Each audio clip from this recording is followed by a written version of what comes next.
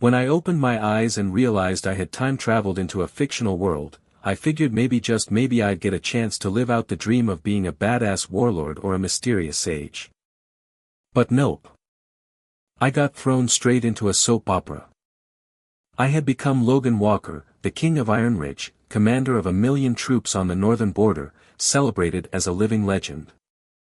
And within seconds, a messenger shoved a damn imperial edict in my face: surrender, General. Come back to the capital and don't make this difficult. You wouldn't want your sweetheart to suffer, would you? Oh, great. One glance at the phrasing and I knew this was a female-oriented romance novel. I knew this genre.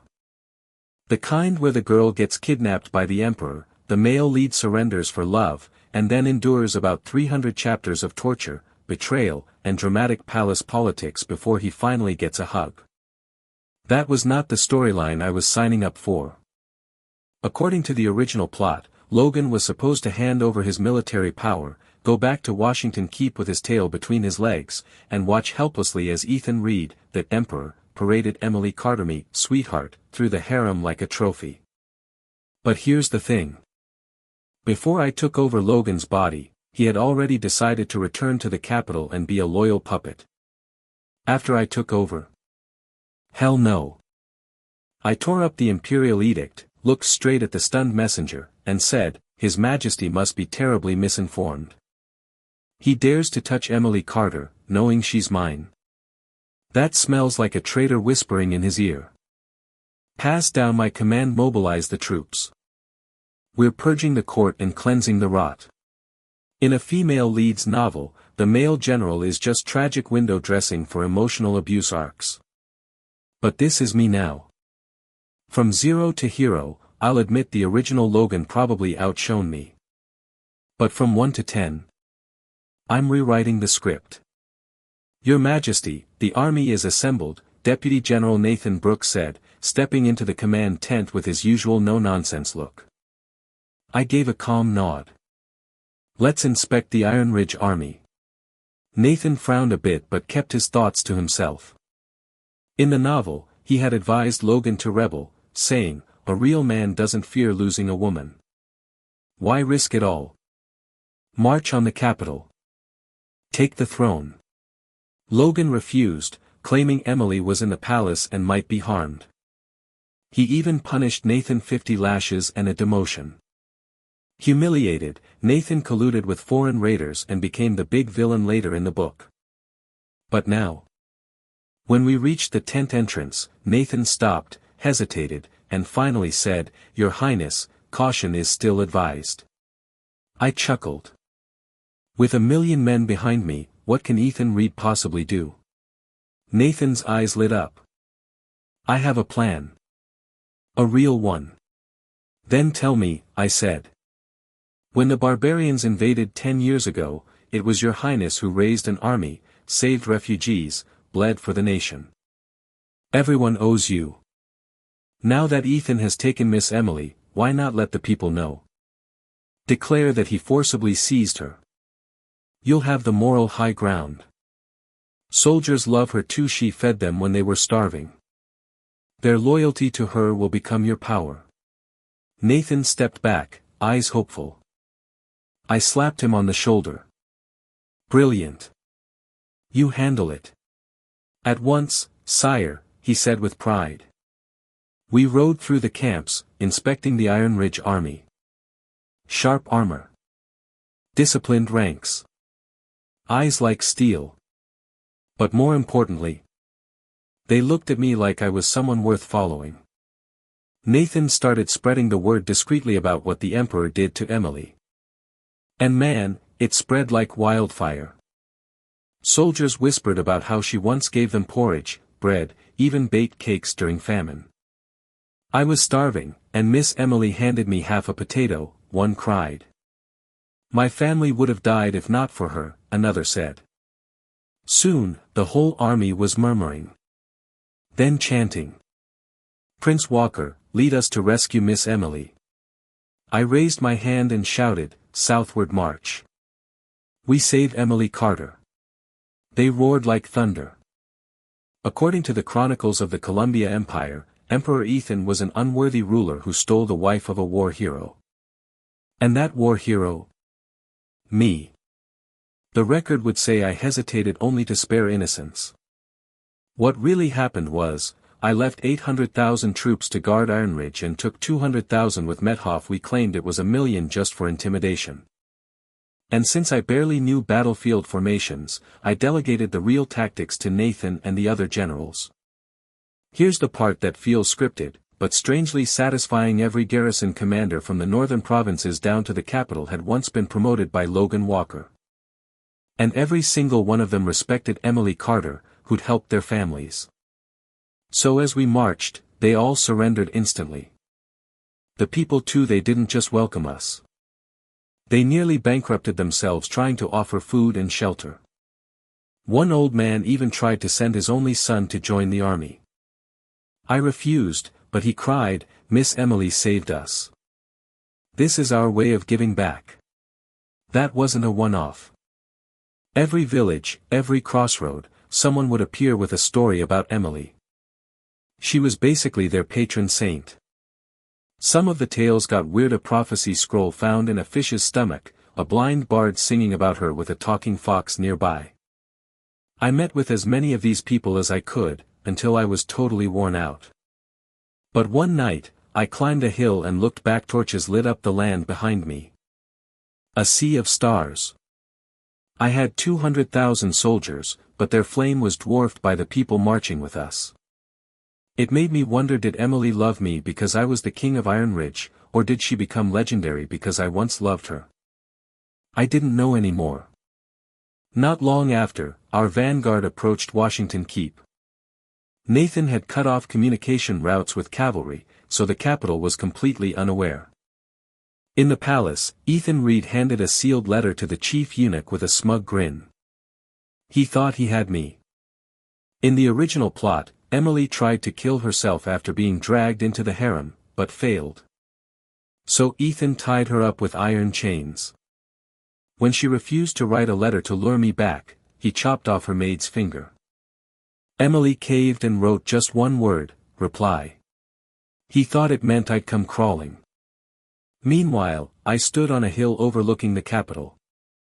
Just 3,000 cavalry in my vanguard, but more were coming. I didn't plan to storm the gates like a brute.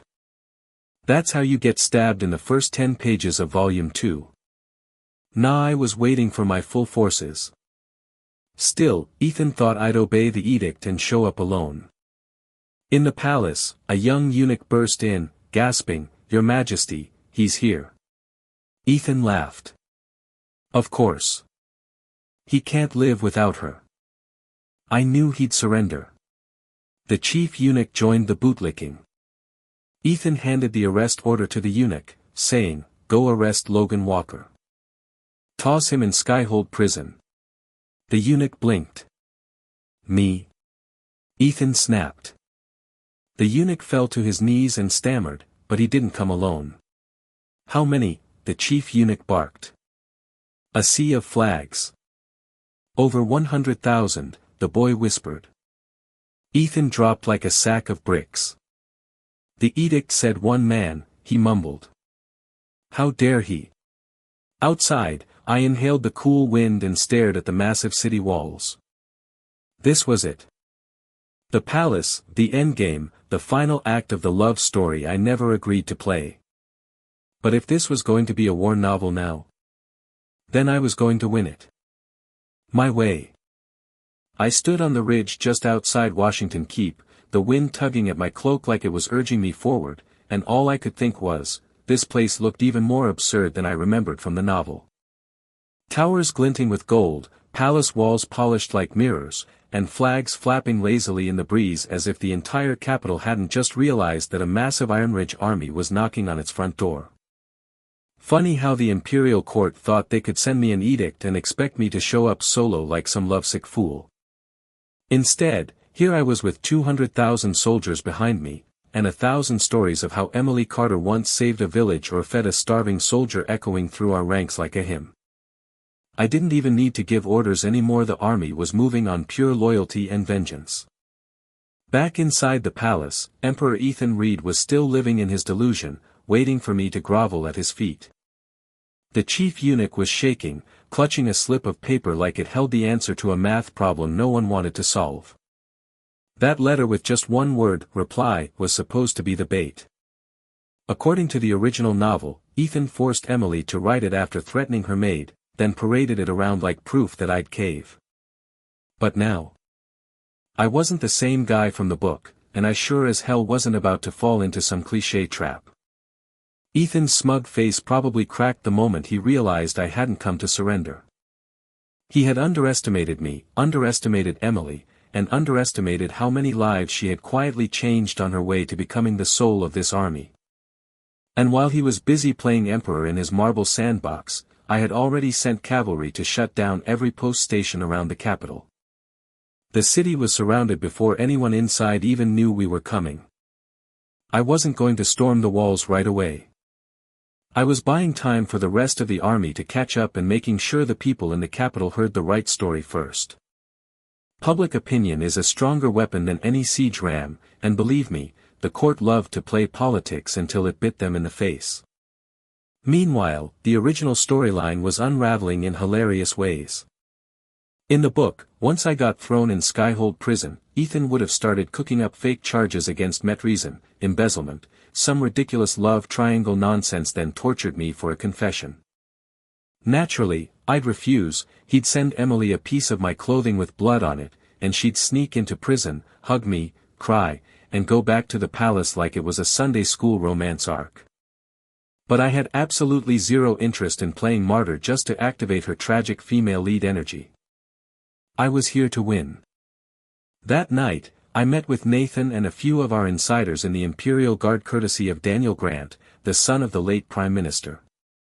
He'd shown up after our hilarious chess match where I, very literally, flipped the board and checkmated his father to death.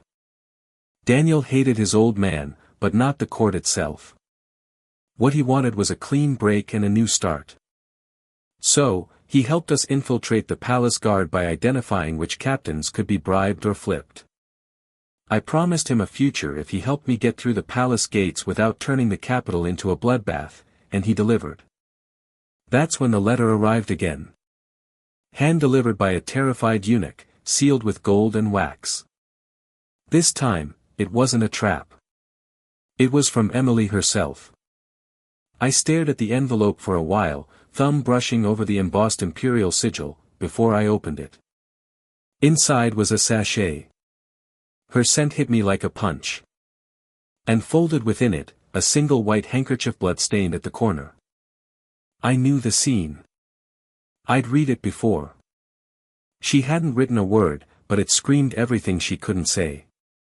Ethan had forced her hand, and she was buying time, hoping I'd figure out how to stay alive long enough to rescue her. If the original me had gotten this, he would have broken instantly charged in alone, gotten himself arrested, and spent 50 chapters getting whipped in prison while the author described every inch of suffering. Not me. I burned the handkerchief and turned to Nathan. Get me every map of the palace tunnels. We go in 6 days. We moved fast. Daniel's contacts inside the guard started feeding us rotas, patrol routes, shift changes, even the supply wagon schedules. The capital's defenders, the famed 50,000 Imperial Guards, were overpaid brats more concerned with wine than war. By day 3, we had an exact blueprint of the inner palace. On the 4th day, Emily was due to meet me in the original plot. In the book, she would have snuck out with the help of bribed eunuchs and brought mooncakes for Mid-Autumn Festival. There was supposed to be this super emotional scene where she cried while feeding me, and we whispered about loyalty and sacrifice while shackled in chains. Yeah, I wasn't planning to spend the holiday shackled in a cell. But Emily didn't know that. She still thought I was in the palace dungeon. And that meant, if I didn't do something soon, she might try to pull the stunt anyway. So, I wrote her a letter coded in the old way we used to talk back in the army camps, just in case she remembered. I had it delivered through a trusted eunuch that Nathan bribed. The message was short: stay alive. Don't move. Wait for the signal. I'm coming. Meanwhile, Ethan started unraveling like a cheap rug. First, he sent his top knight, the so-called Saint of the Saddle, to challenge me to a riding competition. I agreed, then sent archers to turn the guy and his horse into human pincushions before casually trotting to the finish line. Next day, archery duel. I let them set the rules, then cut the champion's bowstring before he even drew. He protested, and I said, I make the rules now. Sit down. And they did. After that humiliation, Ethan resorted to petty tricks. Delaying tactics. Trying to stall the inevitable. But by the 6th day, 50,000 of my main forces had arrived. The real army. The one that had taken on barbarians in the snow and walked out alive. With Daniel's help, I got our men into guard uniforms, replaced a few key checkpoints, and waited until dusk. And then the gate opened. No horns. No fire. No shouting.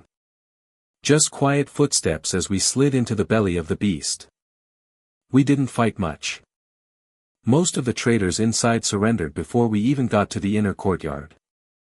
And then I saw her standing on the high palace wall, wearing white, the wind tangling her hair like poetry, eyes shimmering with tears. Emily Carter. Her voice cracked the silence, Logan, go back. If you break through, there will be blood. I can't stand to see it. She was trembling, but standing tall. Next to her, Ethan stood like a ghost of himself, pale, stiff, quiet. I raised my hand and shouted, Ryan, if you jump, I swear by the gods, I'll have the blades drawn and the palace stormed for 3 days straight. That got her. Her eyes widened. She turned toward Ethan, who clenched his fists and looked like he wanted to scream. Your Majesty, she said softly, Logan Walker is not here for rebellion. He's angry because of me. But if you apologize, he will calm down. He is loyal. I vouch for him. That woman. Still trying to save everyone. The palace gates creaked open behind her. A eunuch peeked out and said, This way, King Walker. We know a side path. And just like that, we were in. The palace. The emperor. The girl. The power. All mine now. But this wasn't the end. Not yet. Because the real mess was just beginning. As soon as we entered the palace grounds through the so-called side path, I knew the game had changed, and not just because the scent of sandalwood and fear was thick in the air, but because the people who used to hold all the power were now eyeing me like I was the storm that had just breached their pretty little gates, and they weren't wrong. I was the reckoning they tried to avoid with edicts and threats and silent prayers, but now it was too late, because the King of Iron Ridge wasn't here to play second lead in someone else's tragedy. I was here to rewrite the ending, and if that meant flipping the whole damn script upside down, so be it. And as we crossed the inner courtyards, Emily walked beside me, still dressed in the ceremonial white gown forced on her by Ethan's harem keepers, her wrists chafed from the iron cuffs he'd had her locked in, her expression a strange mix of calm and exhaustion, like she'd been holding her breath for months and could finally exhale now that I was here. And honestly, I didn't know whether to be proud or pissed, because how could someone so strong let herself be caged like that, and how did I ever let a story get written where I didn't burn the whole empire to the ground the moment they laid a hand on her? But now wasn't the time to dwell on that, not when we had a dethroning to handle. And speak of the devil, Ethan Reed was waiting in the throne room, flanked by a couple of half-frozen generals and a eunuch who looked like he might drop dead just from the tension. And Ethan tried to put on that emperor aura again, you know, the kind where you act like you're above it all, but his lip was twitching and his fingers were clenched so hard around the dragon-carved armrest that his knuckles had gone white, and when he spoke, his voice cracked halfway through. Logan Walker, you stand before your emperor, swords drawn, armor on. Is this treason you bring before the sacred court? And I didn't answer right away, I just walked forward, every boot step echoing through the marble chamber like a war drum, and I stopped right at the bottom of the stairs leading up to the throne, looked him dead in the eye, and said, You tell me, Ethan, is it treason to protect what's mine, or is it loyalty to clean up the mess you've made of this kingdom? And for a moment, the whole court held its breath, and I swear you could hear the sound of one of the eunuchs quietly peeing himself in fear. But Ethan didn't break, not immediately at least. Instead he laughed, this high-pitched awkward laugh that didn't belong in any royal court, and he said, "So it's power you want?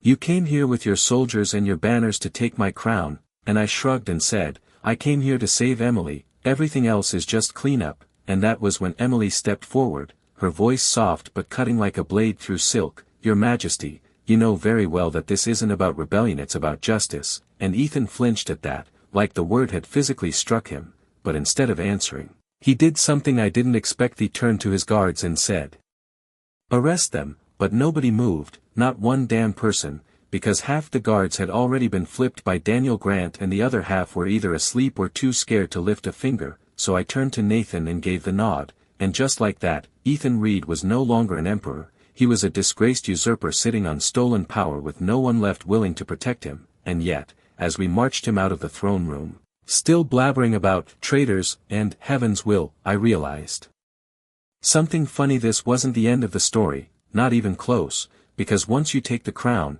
people expect you to know what to do with it, and let me be real with you, I had zero plans beyond rescue girl, crush emperor, enjoy revenge. But now there was a whole court to manage, ministers to sort through, and a nation to run, and the first problem showed up the very next day in the form of the Prime Minister's remaining cronies, who tried to act like everything was normal and insisted I hold a council meeting and play politics like I hadn't just broken into their palace with 50,000 troops, and fine, I played along for one afternoon just to observe, and during that meeting, I introduced the first loyalty test, a little something I called the Hein Deer trial. Because what better way to separate cowards from loyalists than making them argue whether a deer was a horse? So I had Nathan bring in a fat buck from Silvergrove Park, tied up and standing right there in the main hall.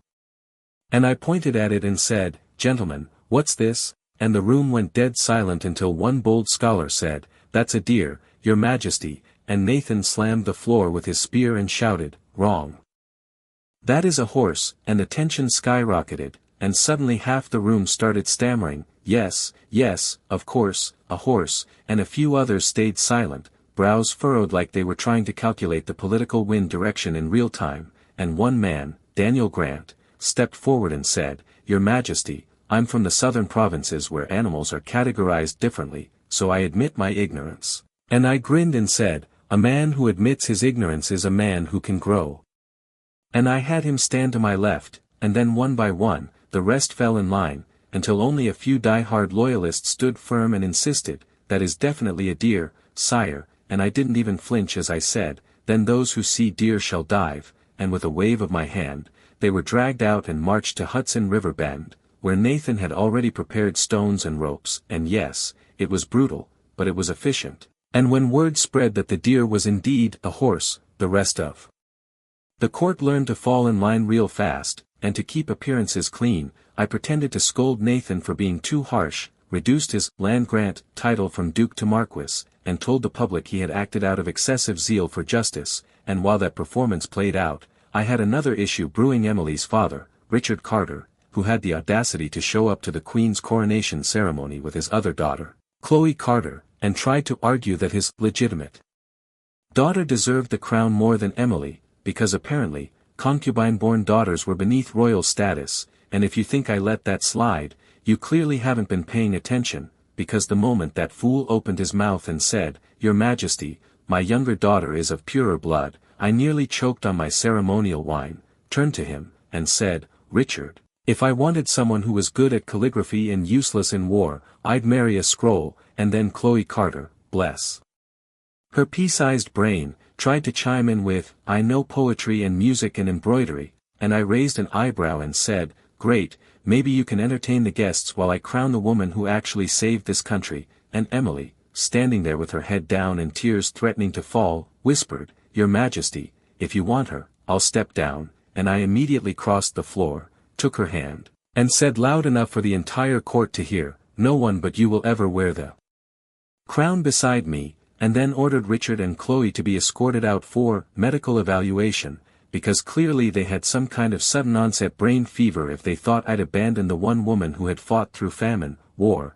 and betrayal to stand beside me now, and just like that, the court was mine, the palace was mine, and Emily Finala was mine too, but beneath the polished floor and smiling courtiers, something darker was still simmering, and I was going to find out what it was. Because the storm hadn't passed yet, not by a long shot. I thought after I shut down Richard Carter's circus at the Coronation, things would finally settle into some version of peace, at least long enough for me to take a breath without expecting a sword behind my back, but this wasn't a fairy tale, and the Dominion of Avalon wasn't going to run itself just because I looked cool in armor, and sure, I had the throne now, the girl by my side, and a whole court full of ministers who were learning not to test my patience, but I also knew that anything gained by force would be tested by fire, and I didn't even get to enjoy a full week of pretending to be a stable monarch before Nathan stormed into the audience hall with a face that screamed, "We've got a situation," and when a man like him says that, you better believe it's serious, so I dismissed the audience, shut the door, and waited, and what he laid out made my stomach turn sideways. Because apparently Richard Carter wasn't just a bitter old noble trying to pull a bloodline stunt at his daughter's wedding, been actively conspiring with remnants of Ethan Reed's loyalists, trying to stage a counter-coup right under my nose, and here's the kicker, he hadn't even expected to survive it himself, no, he had planned to die as a martyr for the fallen dynasty, and the real weapon of his plot wasn't a blade or a rebellion, it was his other daughter, Chloe Carter, and I swear when Nathan dropped that little nugget of truth on me, I felt like the entire palace floor tilted, because as it turns out, Chloe had been dosed with a poison smuggled in from the western tribes, something colorless, tasteless, undetectable, and designed to kill not her but me, and the method of delivery was so textbook twisted I should have seen it coming, because Richard's grand plan was to get Chloe into the palace under the guise of reconciliation, push her into my bed, and let the poison take effect during intimacy, and honestly, if he hadn't made that public spectacle at the Coronation, he might have succeeded, because as much as I hate to admit it, I might have let my guard down, and Emily would have been a grieving widow before she ever got to wear the crown, and the more Nathan explained, the deeper the rabbit hole went, because apparently this wasn't just some desperate last move by a fading loyalist, this had been coordinated with a network of old ministers from the Columbia Empire, all waiting for a power vacuum. And what made it worse was that the only reason the plan got exposed was because Duke Wallace intercepted a courier from the Duke of Shenyang, none other than Ethan's former right-hand man, who had written Richard a letter saying, "Endure the shame, the sun and moon will shine again," and that phrase was like a neon sign in the dark code for, "Stay low, wait for the signal," and once we raided the Carter estate and cross-examined the staff, we found the poison, the documents, and even a half-burned map of the palace with a big red circle around the emperor's bedchamber, and let me tell you, there's nothing quite like realizing your father-in-law tried to assassinate you via bedroom ambush to kill the honeymoon vibe, so I summoned Emily to the war council not as my queen, but as someone who deserved to know what her blood family had planned for me when she walked in, dressed in simple white robes, no crown, no ornaments, just eyes filled with pain and confusion. I could tell she already knew something was wrong, and I didn't sugarcoat it, didn't dance around the facts. I laid it out what Richard had done, what Chloe was prepared to become, and what that meant for her, and she didn't cry, didn't scream, didn't faint, she just stood there like a statue with her fists clenched so tight her knuckles went pale, and then she said, "I always knew he looked at me like I was a burden," and that hit me harder than anything else. Because Emily had spent her whole life trying to prove her worth to a man who saw her as disposable, and now that same man had tried to kill me and crown her sister in her place, and I watched as she straightened her back, wiped her eyes, and said, "Do what you need to do, Logan. Just don't let him hurt anyone else," and I nodded, but I could see the cracks forming, because betrayal from strangers is pain, but betrayal from your own blood? That's a poison that doesn't go away, and in the end, I ordered Richard Carter's execution, but I didn't parade it through the streets or make a show of it.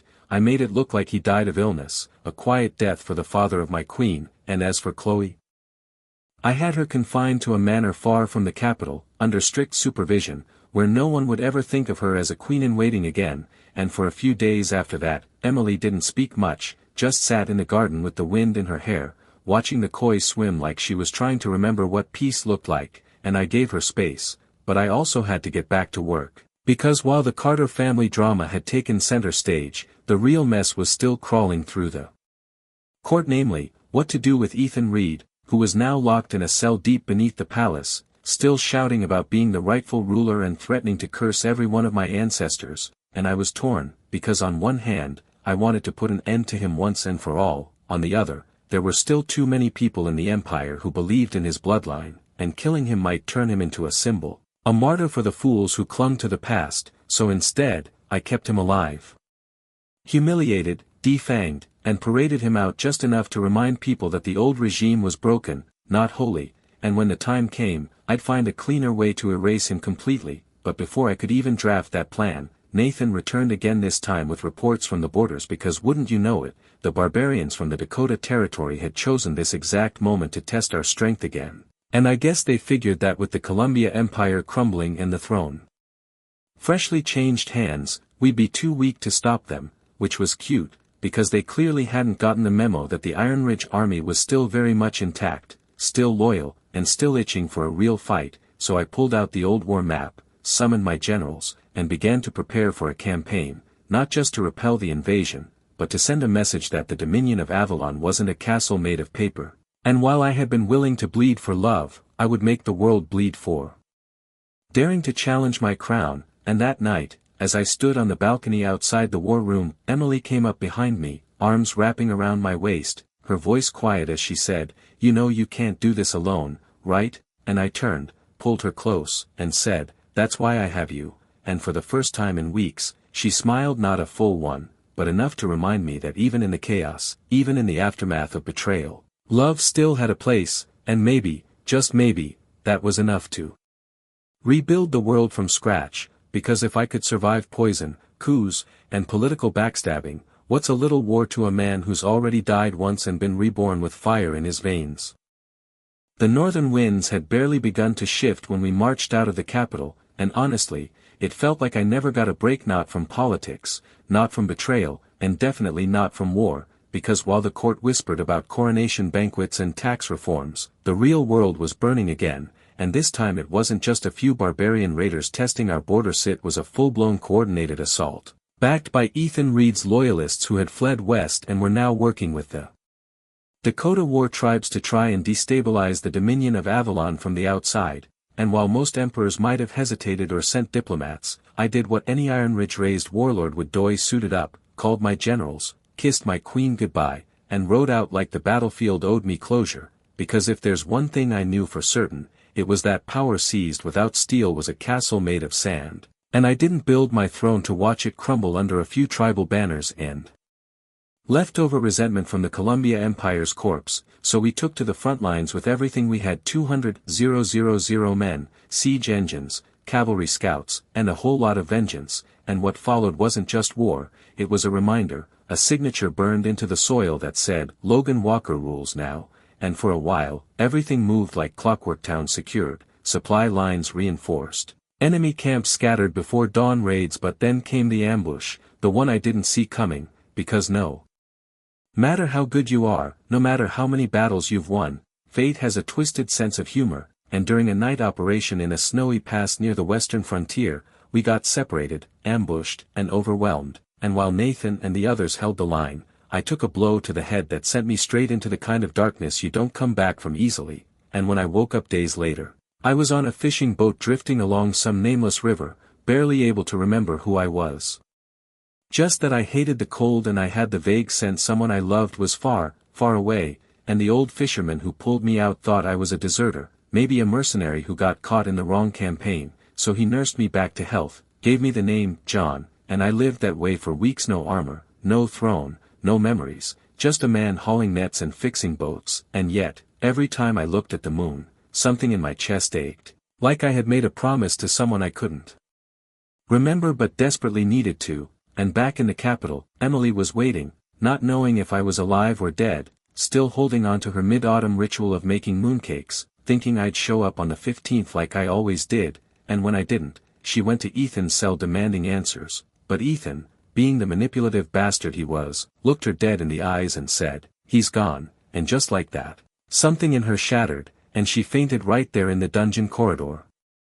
Hit her head, and when she came to, she couldn't remember my name, my face, or anything except this vague feeling that once, a long time ago, someone had held her heart so tightly it still ached in her chest even though she didn't know why, and that's when Ethan saw his opening, because let's not forget, he wasn't just a fallen emperor or was a narcissist with an obsession, and in her amnesia, he whispered a story that rewrote history, telling her they were childhood sweethearts torn apart by war, that I was the villain who stole her, that I had died dishonorably in the north, and for a while, she believed it, because when your memories vanish, all you have left is emotion, and Ethan, devil that he was, fed her just enough truth wrapped in lies to keep her beside him, and over the course of 3 years, while I wandered nameless through village after village trying to chase fragments of dreams, he kept her in the palace under the illusion of comfort, told the court we'd parted peacefully, that I had renounced the throne to return to Ironridge, and no one questioned it because no one dared to,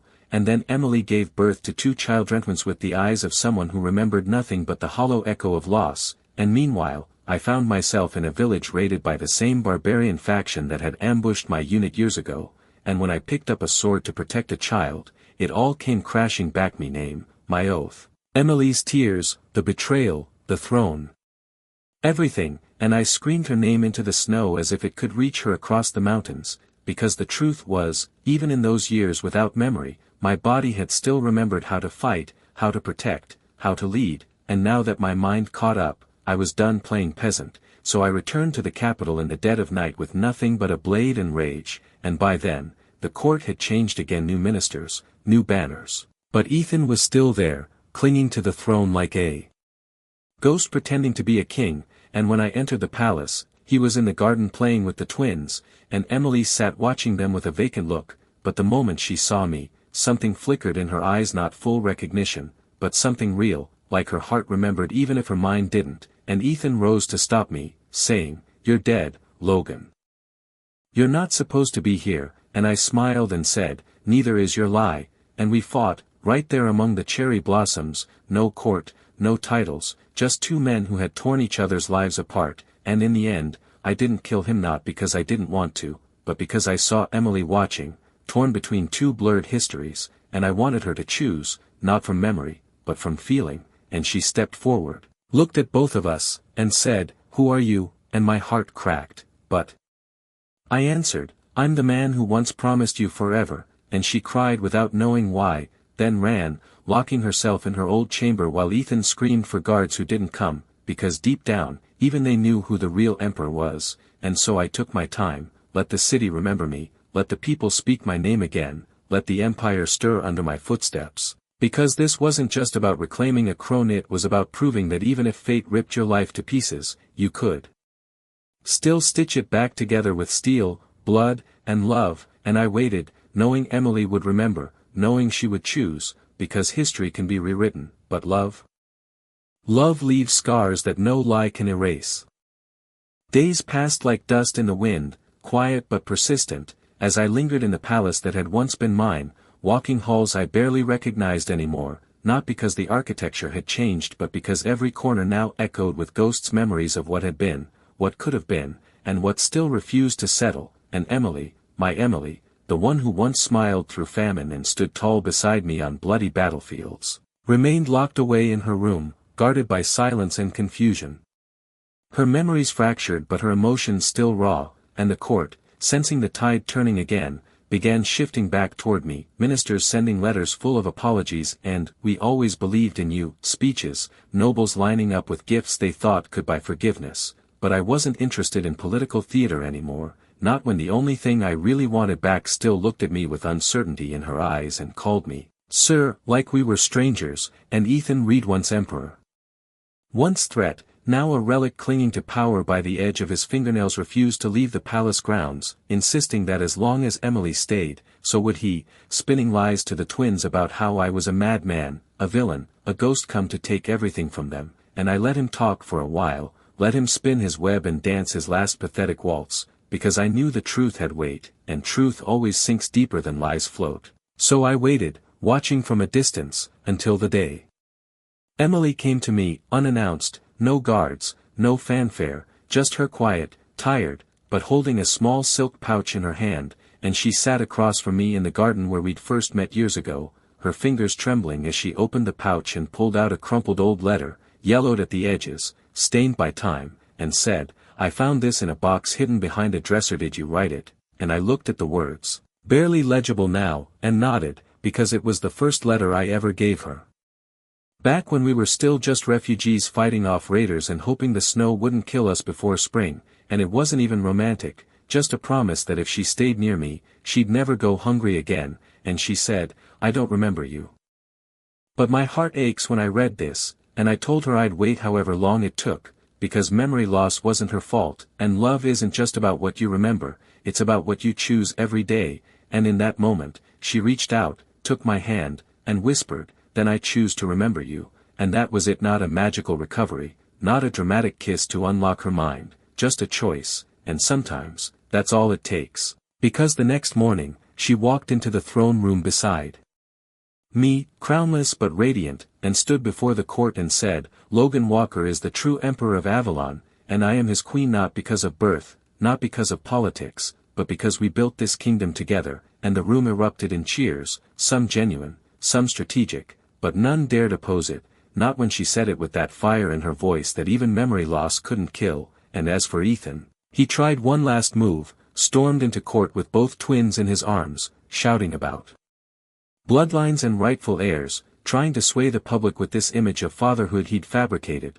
But when one of the kids looked at Emily and said, "Mom, why is Daddy so angry?" she knelt, pulled them close, and said, "Because he knows he's already lost." And Ethan snapped, lunged forward like a madman, and before anyone else could react, Nathan stepped out of the shadows and cracked him across the face with the hilt of his sword, dropping him cold. And that was the last time Ethan Reed ever raised his voice in the palace, because that night, we staged his peaceful retirement, sent him to a distant coastal monastery with enough guards to ensure he'd never cause trouble again, and told the people he'd gone to seek enlightenment for his past mistakes, and whether they believed it or not didn't matter. The empire had moved on, and so had we, and after that, the reforms began, one by one: land redistribution, tax breaks for border towns, military expansion to secure peace, and Emily at my side, helping draft policies, speaking to the people, standing in the square without guards just to show them that this government would serve them,